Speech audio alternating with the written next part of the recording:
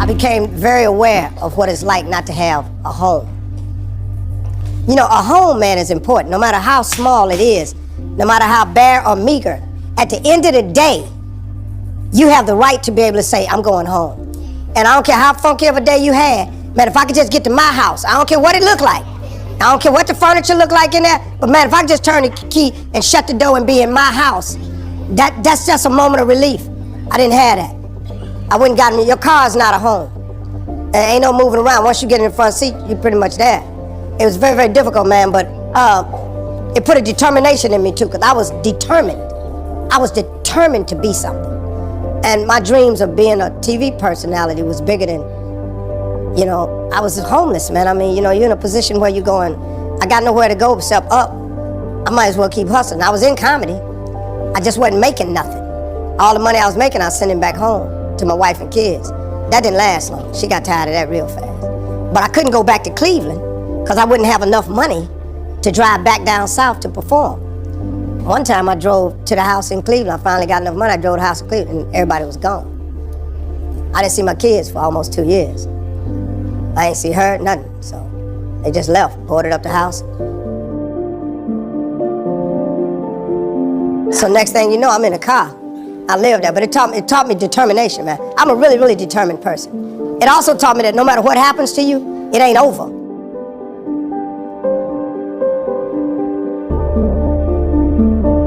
As long as God wakes you up, that means he ain't through with you yet.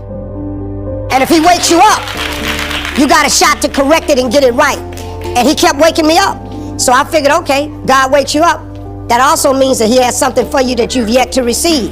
So as long as he was waking me up, I figured what else? He can't take nothing else from me. I ain't got nowhere to stay, so I just kept asking. It drew me closer to it because I had nothing else. He had to take everything from me to get my undivided attention. So he did it. He took it, stripped me down. I needed to pay attention to him. I had to remember what my mama taught me as a Sunday school teacher. So he took everything from me. And I had nothing but him. So I just talked to him all the time. I got real strong in that car. You know, I learned a lot of stuff in that car. I think humility was a thing that I learned. Come from nothing. What we want to know is how you got to where you are after coming from nothing. How did you live in a car for 3 years and wind up on more TV shows than anybody? How did you survive flunking out of school? How did you survive all of that? We want to know that, because in case something happens to us, we don't really have the information that you have, or how to come from the back to the front, or how to come from the bottom to the top. So I get asked oftentimes to speak. What I told them was really compelling, because they almost had to never hear it, because they never had to learn it. See, if you've never been in the bottom, there's some stuff you ain't never had to know. But all of you that have been in the bottom, you know it oh too well, don't you? And so when I was telling them how I made it, I was telling them about the fortitude that I developed. And then I told them about the faith that I had. And that was really startling to them. Now, a lot of them are people of faith. But a lot of people who were born with a lot of money ain't really had to have a lot of faith. You understand? You have an idea of what it feels like. You've seen some kids get put in foster care. You've seen child protective services come to somebody's house. You've seen kids come to school with less. You might have been one of the kids that went to school with less. You have struggled to give your kids a better life than the one you had. They don't hear this. But I'm gonna tell you something right now. You can be successful without an education. You can be successful without coming from a rich family. You can be successful. I don't care what color you are, what faith you belong to. I don't care what's wrong with you. You can be successful.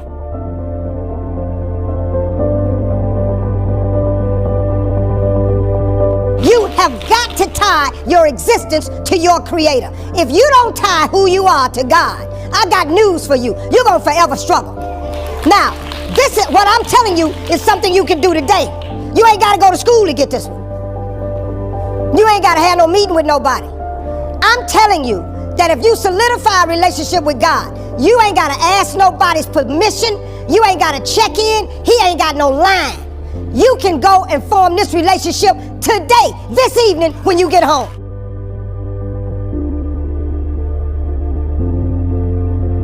You can shortcut this. I ain't got no education. I flunked out of school. I'm on my third marriage. I lost everything I ever owned twice. I had a severe stuttering problem growing up. I've been picked and teased my whole life. I've been homeless and lived in a car for 3 years. What you finna tell me that I don't know about him? I will tell you what God can do. He can do anything. God can pick you up when you're at your lowest moment. God can take your existence and turn it around. Now listen to me, I ain't no preacher. I'm a street cat.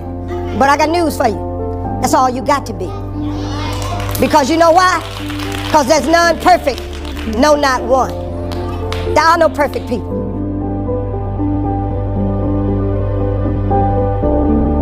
God got you some kind of way. Now the jumping requires faith. Now what is faith? Faith is a belief in things that you cannot see. If you can see everything, that ain't faith. You got to believe in something you can't see.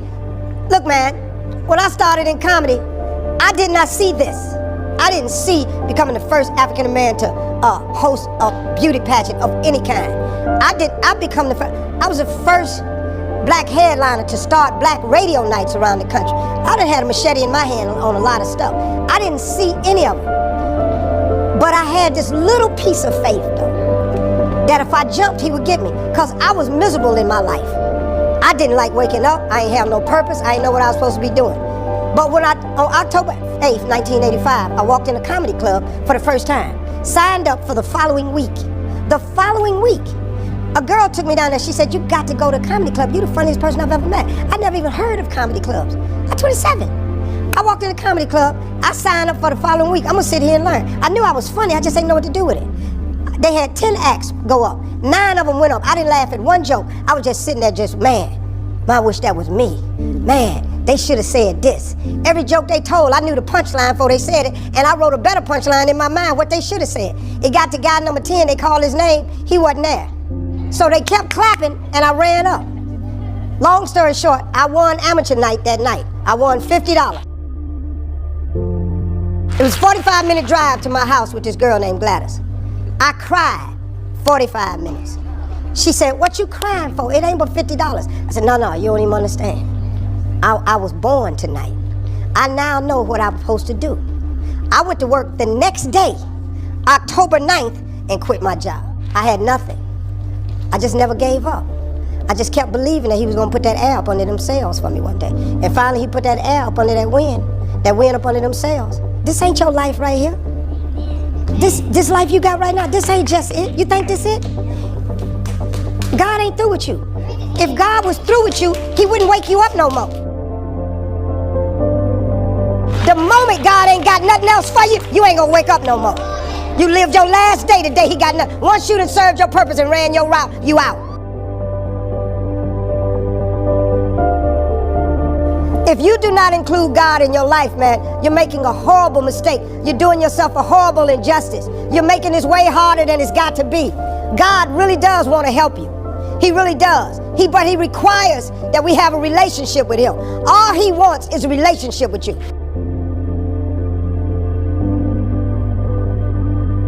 But I'm telling you, if you're trying to make it in this world without God in your life, you're making it way harder than it's got to be. I'm telling you, man, I did it. I did it without him. It does not work. I flunked out of school. I had a severe stuttering problem. I couldn't talk outside my house. I'm on my third marriage. I lost everything I ever owned twice. I've been homeless and lived in a car for 3 years. You can't tell me nothing about what he can't do for you. Nothing.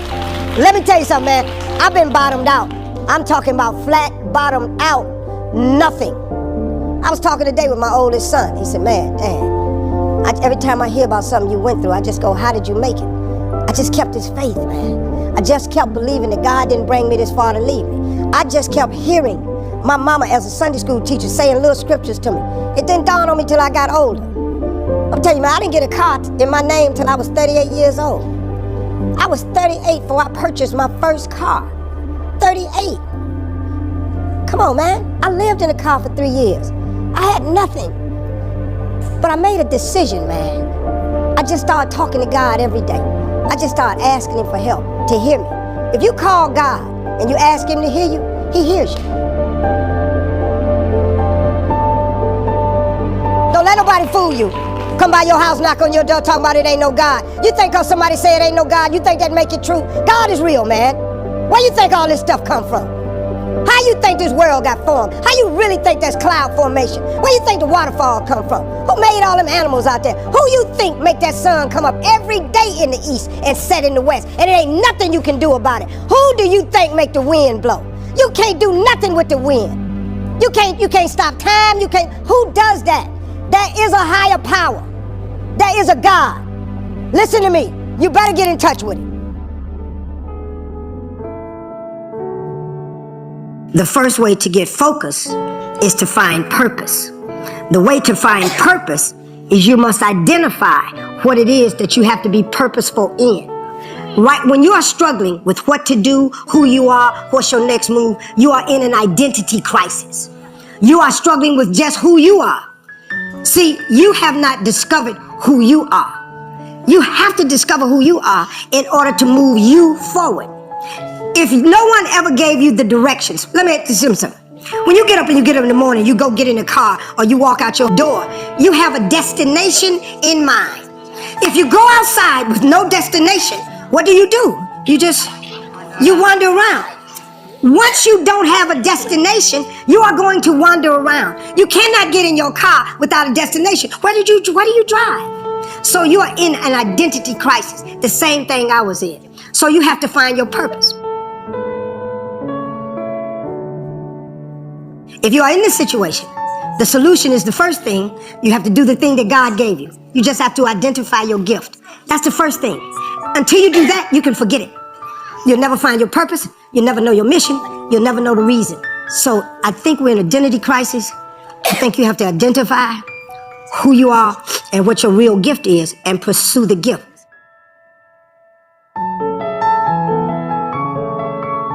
Don't focus where you are. No, you focus where you are going. Get a vision of that. And you listen to choosing your future. It's possible. And I'm saying to you, as you look at yourself and look at situations that you're facing right now, if anybody at any point in time were evicted, faced a foreclosure, lost their job, their business went under, or a doctor looked at them and said, you're terminal, and they survived, then it's possible that you can survive. It's necessary. See, if you're casual about your dream will end up a casualty. You've got to decide that my dream is a non-negotiable. People that are hungry are relentless. People that are hungry don't take no for an answer. People that are hungry are unstoppable. You gotta be hungry. Those who hunger and thirst after righteousness, right thinking, right words, right feelings, right relationships, and right actions shall be filled. Gotta be hungry to make it right now. You got to decide. It's necessary that you upgrade your relationships. Give a pink slip to all the negative, toxic, going nowhere people in your life. Give them a pink slip. There's no place for them in your life. I don't take a phone call unless it's positive, unless it's productive, unless it's purposeful, unless it's profitable. It's got to be positive. I don't deal with negative people. They bring too much drama with it. I don't care if it's my children. No, I ain't got time for it. Gotta be positive. Your life is not a democracy. It's a dictatorship. People don't get to weigh in and bring drama to you unless you give them permission. It's a dictatorship. You call the shots. Gotta be productive. As you look in your life and anybody that's not productive, anybody that's not producing value for you in your life, anybody in your life that's always there when they need you, but when you need something, you can't find them.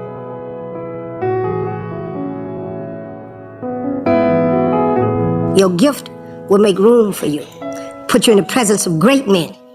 That's what your gift do. That's God. That ain't Steve. I'm telling you what God say. You ain't got to believe me. I'm just telling you the truth. Your gift is like a tree trunk. Your gift is the trunk of a tree. On a tree, it has many branches. Now, because my gift is comedy, that's my tree trunk.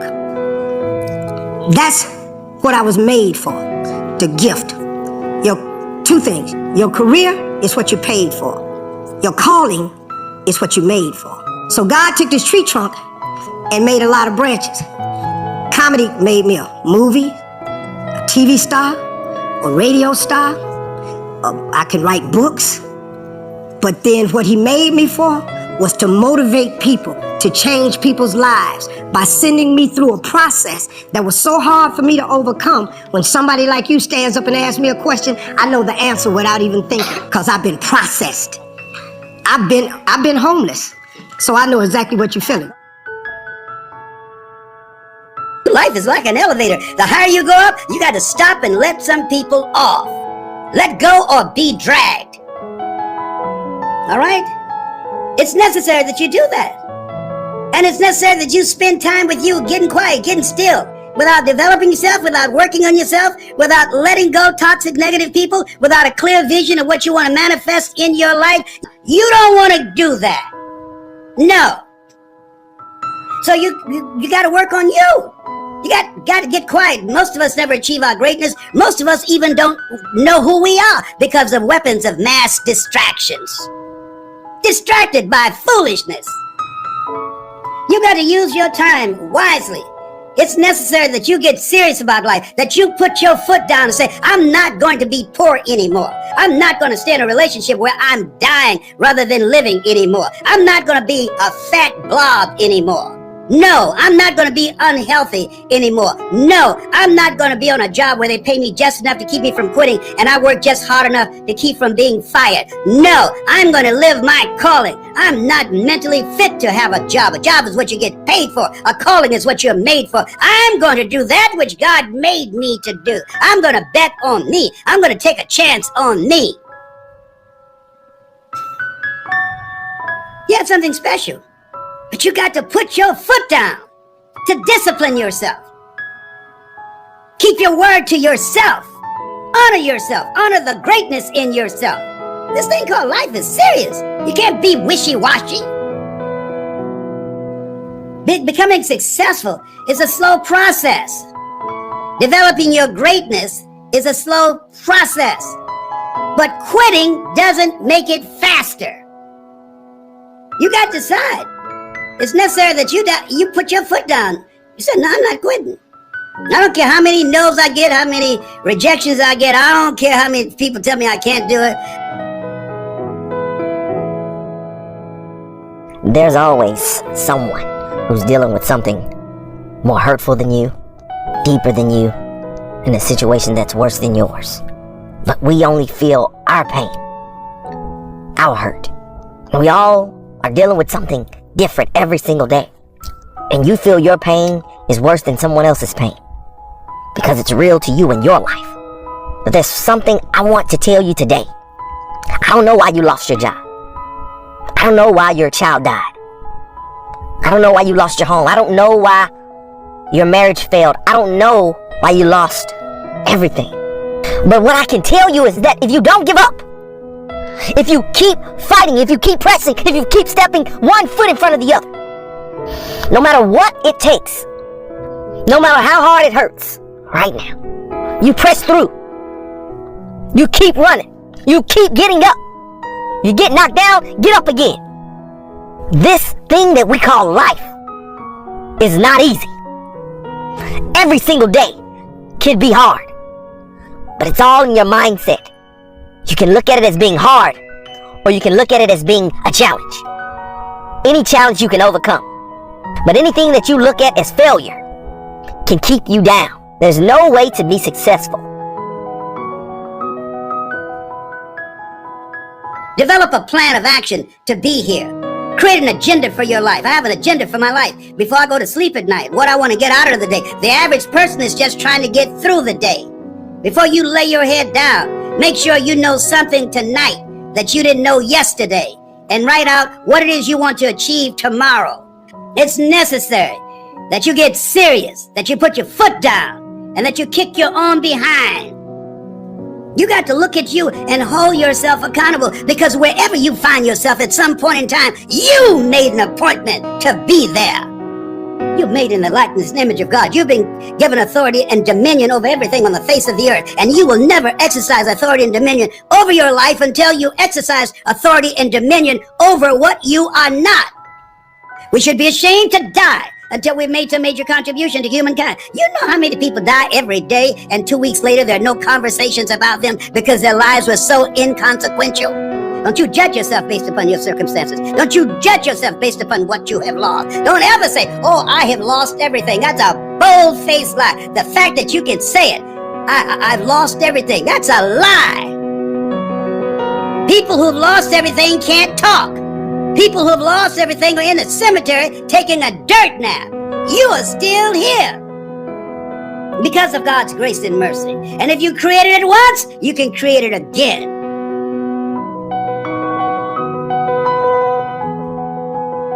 So I don't know and I don't care what you're going through right now. Because that's exactly what it is. You're just going through it right now. But you're going to get over it. You're going to overcome it. You're going to be stronger after this.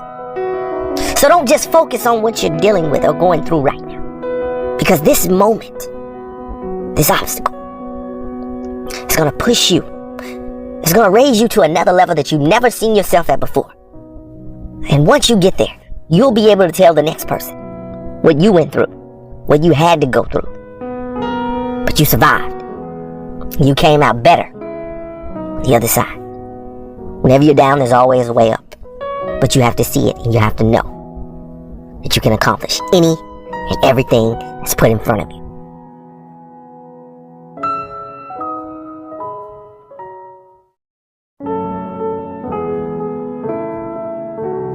You have control of this. This belongs to you. This is yours. You're the captain. You're the master. You're the foreman. You're the general. You're the head. Don't give control of this to nobody, especially the devil. Do not let Satan come in here and function and operate, because he has one mission: to keep you off course, to make you not think it's possible, to make you think that God don't hear you.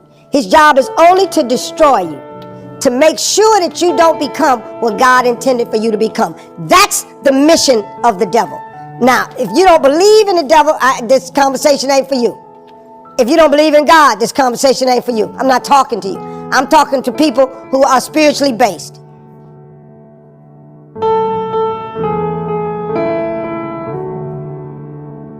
I've only read the book of Proverbs. I've read some scriptures every now and then. I only know 5 or 6 scriptures by heart. I'm just going to be real with you. But I memorized them 5 or 6 scriptures. And them 5 or 6 got me here today. They memorized it, but they didn't apply it. I have applied 6 scriptures to change my life. But these books that I told you about, The Power of Positive Thinking by Norman Vincent Peale and The Magic of Thinking Big by David Schwartz, you know what it does? It just teaches you how this works. Once you get this, y'all, you can change everything. Negativity, you can protect yourself from negativity. And that's what stops most people, negative thoughts.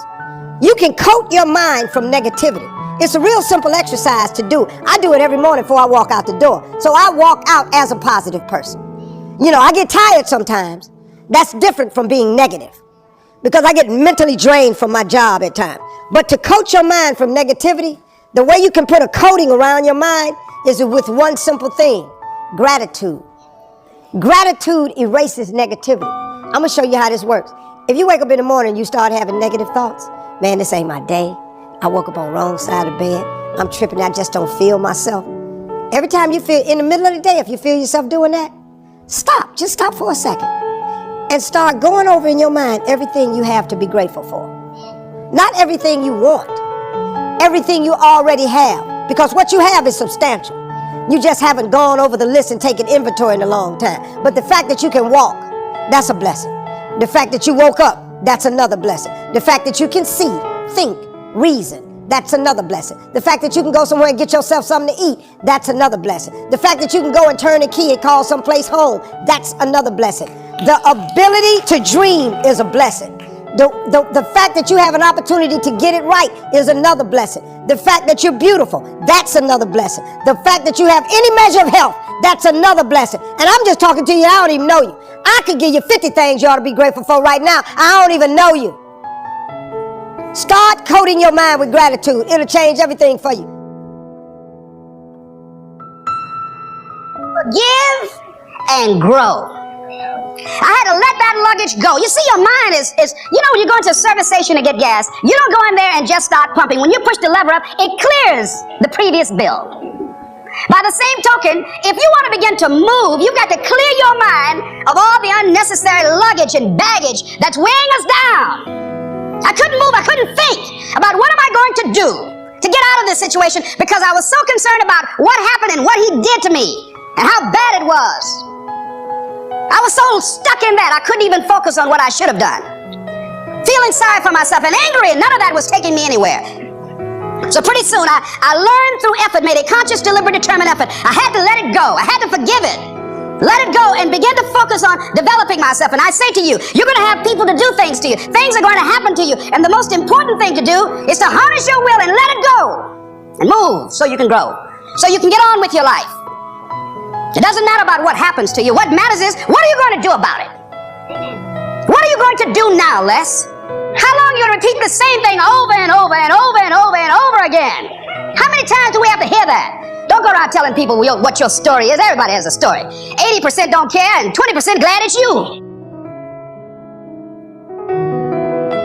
All of us have experienced some tragedy, and if we haven't, we will. And you can either let it destroy your life or you can build upon it. You can permit it to let it hold you down, or you can decide, I'm not going to let that happen to me. I'm bigger than this. Make a declaration to yourself. Declare all-out war that you're going to get out of this rut. I don't care how good you are. I don't care how talented you are. I don't care how much you work on yourself. There are some times when things aren't going to go right. They just are not going to go right. There are times when anything that can happen will happen. Murphy's Law will be knocking at your door. Why? I don't know why. That's called life. I suggest to you that if you are facing a challenge, don't stop. Stay busy. Work your plan. Continue to do those things that you know that work for you after you have evaluated yourself in the situation. Continue to move. Stay busy, stay busy, stay busy. Find somebody that you can help so you can forget about you for a moment. See, sometimes the best thing to do is to be. Sometimes you have to just back up and go within yourself. A bow and arrow, you can't take a bow and just push it out an arrow. You just can't push the arrow out. You have to pull it back and then release it. Sometimes you have to back up and go within and pray and meditate and recharge your batteries. Go away, clear your head, and then come back and look at it from a different vantage point.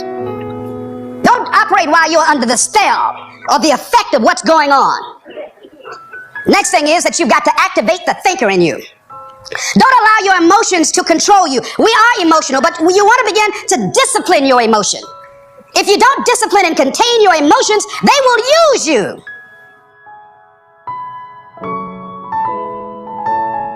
Some people let the past pull them back.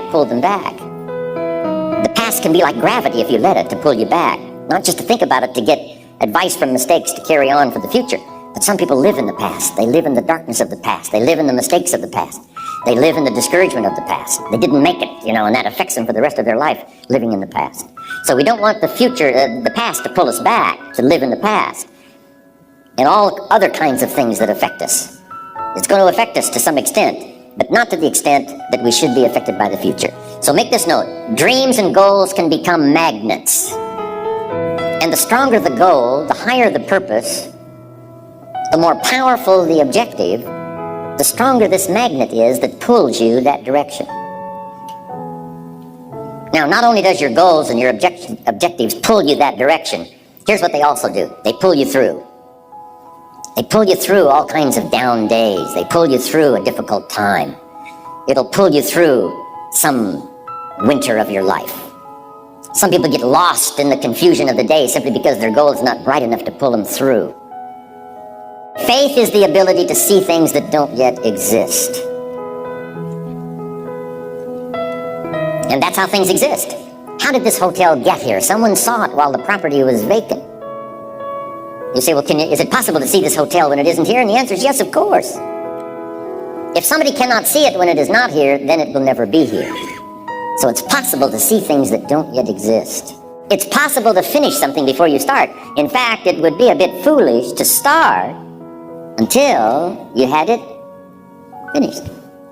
So human beings have this remarkable ability to finish something and then start it. So it's possible to see the end and then begin. So here's what we want to do in our goal-setting session, is to start looking into the future of what you would like to accomplish and where you would like to go, the person you would like to be, and see if you can't get a better picture of the finished objective See yourself there. See yourself in possession of. Decide what you want, and then act as if you already had it. Decide what you want and act as if it was already yours. Now, the reason we can act thinking that it's already ours is because not only can we vision the end results, we can also vision the beginning of making it real.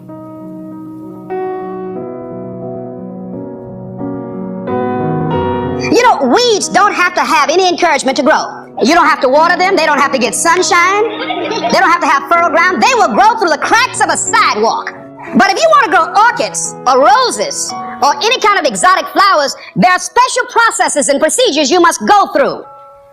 Well, by the same token, you don't have to force yourself or motivate yourself to think negatively, to be depressed, to hate somebody, to want revenge, to want to get back at somebody, to beat yourself up over the head, to feel loaded with guilt. You don't have to make any effort to do that. Your mind is on automatic. It will do that by itself. But if you want to begin to move into your own personal greatness, if you want to begin to really enjoy a happy, successful, healthy life, you've got to be willing to go against the tide. You've got to be willing to harness your will and say, in spite of this, I'm in control here. I'm not going to let this get me down. I'm not going to let this destroy me. I'm coming back, and I'll be stronger and better because of it. You have got to make a declaration that this is what you stand for. You're standing up for your dreams. You're standing up for peace of mind. You're standing up for health. You want it, and you're going to go all out to have it. It's not going to be easy when you want to change. It's not easy. If it were in fact easy, everybody would do it. But if you're serious, you'll go all out. So yes, I'm going to turn this situation around. I'm not going to sit back and moan and cry over what happened and what went wrong and who did what. I'm going to do something about this situation.